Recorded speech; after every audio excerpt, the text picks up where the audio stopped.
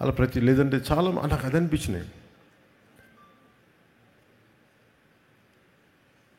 అలాగే నా co actors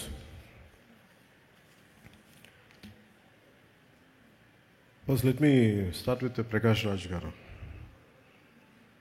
నేను సినిమాలో ప్రకాష్ రాజ్ గారు ఉన్నారు, మీకేమన్నా నన్ను అడిగారు ప్రొడక్షన్ వాళ్ళు మీకేమైనా ఇబ్బంది ఉంటుందా అంటే, సార్ నాకు అసలు ఇబ్బంది ఉండదు ఎవరితోటి. నా పొలిటికల్ అభిప్రాయాలు చాలా బలంగా ఉంటాయి. నాకు విషయం చెప్పాలనుకుంటే మొహమాట పడను, చెప్తాను. కానీ ఇంకొక నా యాక్టర్స్ కూడా అభిప్రాయాలు ఉంటాయి, దాని తప్పేం లేదు. ఒక్కోసారి పర్సనల్గా అవుతుంది అది. అంత మాత్రాన సినిమాకి నేను ఇచ్చే గౌరవం ఏంటంటే, సినిమాకి నాకు ఎందుకు అన్నం పెట్టిన తల్లి ఇది నాకు సినిమా.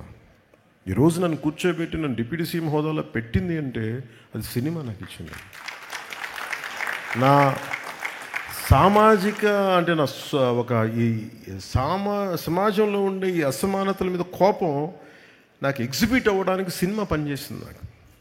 అందుకని నాకు సినిమా అంటే చాలా చాలా గౌరవం. అందుకని మీరు ప్రకాష్ రాజ్ గారు ఉంటే మీరు యాక్ట్ చేస్తారా లేదా అంటే అస్సలు నాకు ఇబ్బంది లేదండి. నేను ఒకటే కోరుకుంది ఏంటంటే, సెట్లో అలాంటి టాపిక్లు పెట్టద్దని చెప్పిన అది ఒకటి నేను కోరుకునేదాన్ని.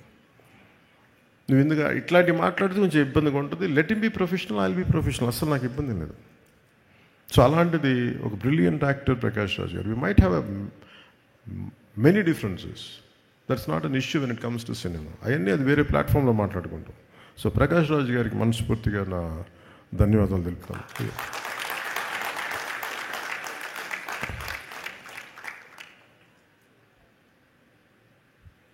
ఇమ్రాన్ హాష్మీ గారికి నేను మొన్న అడిగాను, ఇమ్రాన్ హాష్మీ గారిని కలిసినప్పుడు అడిగాను, ఎందుకు మీ సినిమాల్లో మంచి పాటలు ఉంటాయి, వాట్ డూ యూ కాంట్రిబ్యూట్ అంటే, లేదు నేను బాగా కోరుకుంటాను బాగుండాలని. Great actor, a brilliant performer, the well groomed man, handsome actor.